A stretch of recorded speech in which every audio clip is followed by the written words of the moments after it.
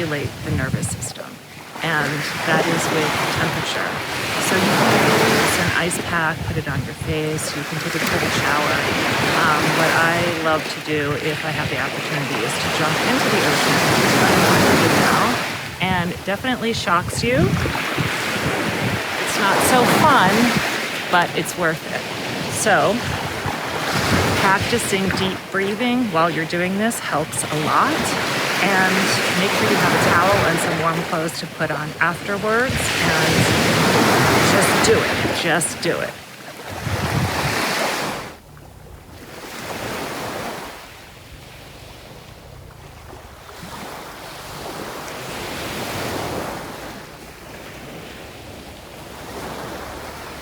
You can have something ready to drink, something warm. You can keep it in a thermos. It helps a lot.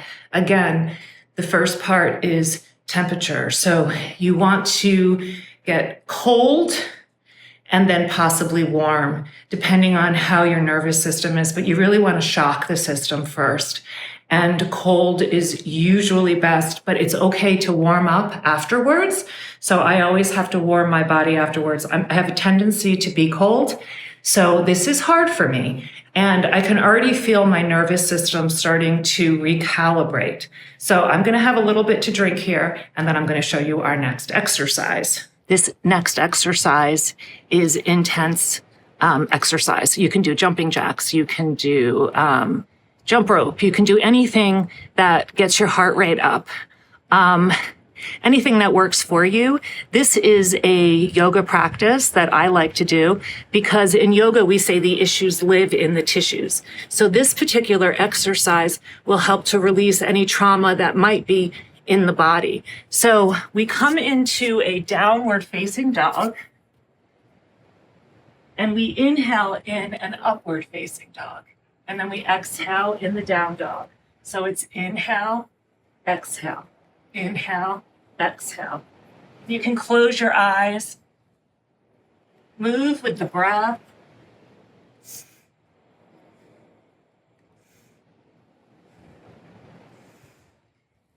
I'm feeling my body warming up as well.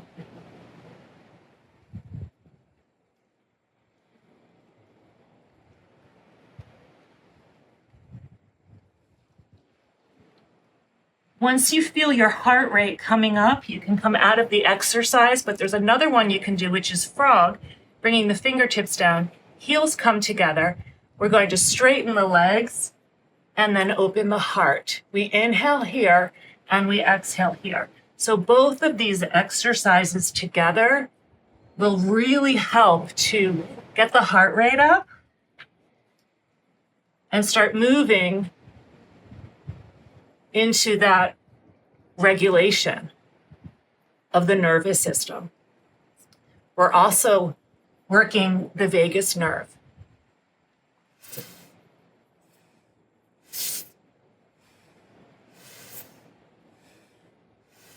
The breath is really important.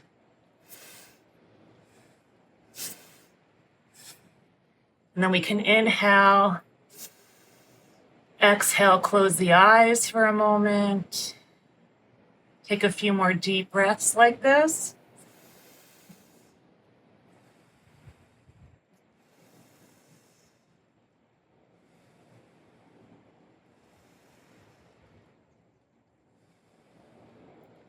And then we'll come right into our third exercise. This third exercise is going to be deep breathing. And what we're going to do is make sure that we're exhaling longer than we inhale. In yoga, we call deep breathing pranayama. So why don't we inhale for the count of 7. I like to inhale through the nose.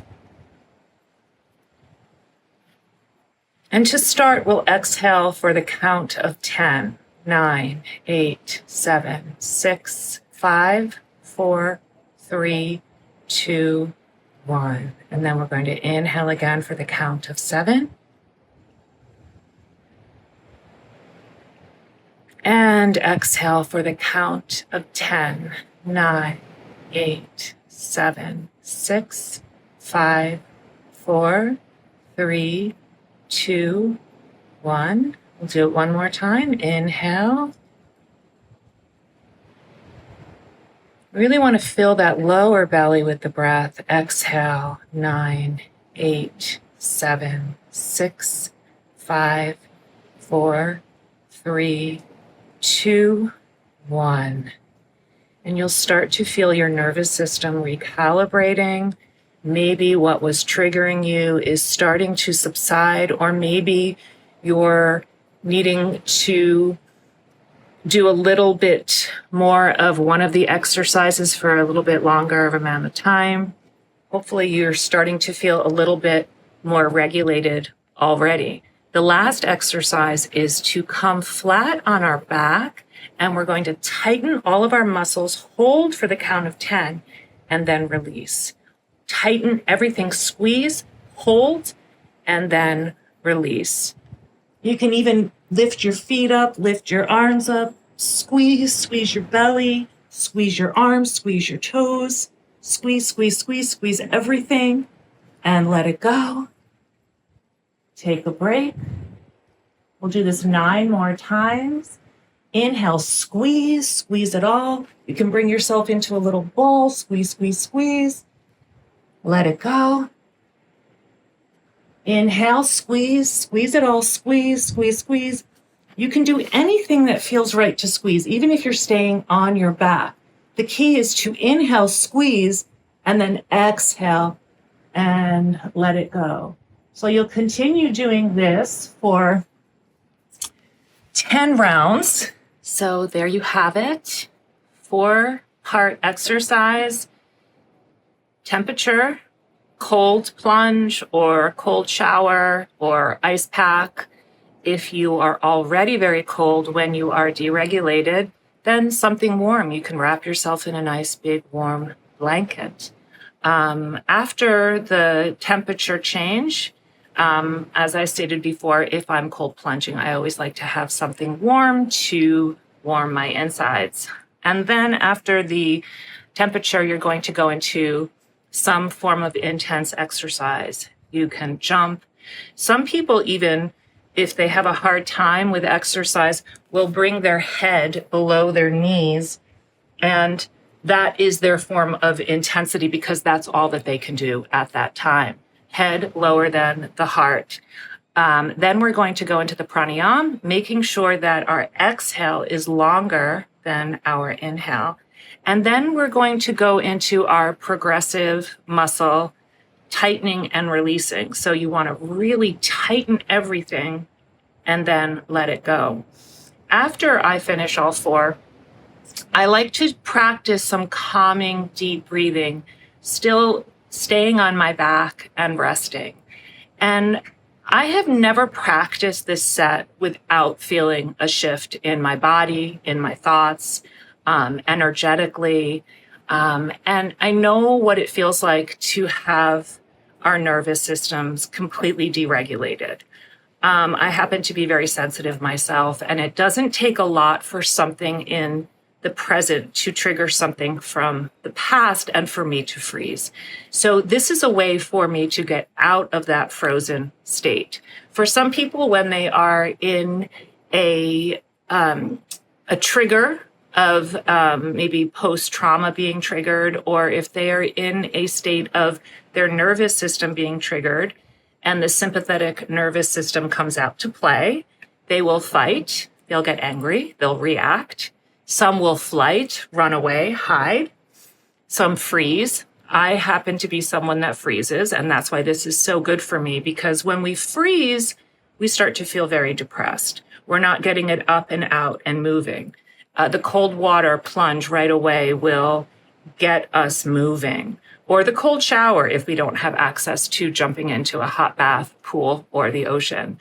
The breathing exercise, there's so much science behind the power and the benefits of deep breathing. The breathing exercises, I've never practiced pranayama where I haven't felt a shift. The breathing exercises are phenomenal. And then just working those muscles, tightening and releasing, we're actually giving our physical body a message to let go. We're giving our physical body the opportunity to feel something that triggers us and then to recognize that we can release it. So they all work synergistically together. And please leave me some comments. Let me know how this has worked for you. And please subscribe to the YouTube channel so that we can create more of this content and help you to live your life with ease, with happiness, with joy, and keeping yourself elevated while the world is going through so many changes. So namaste, blessings, and I wish you all a beautiful day, evening, morning, wherever you are. And thank you again.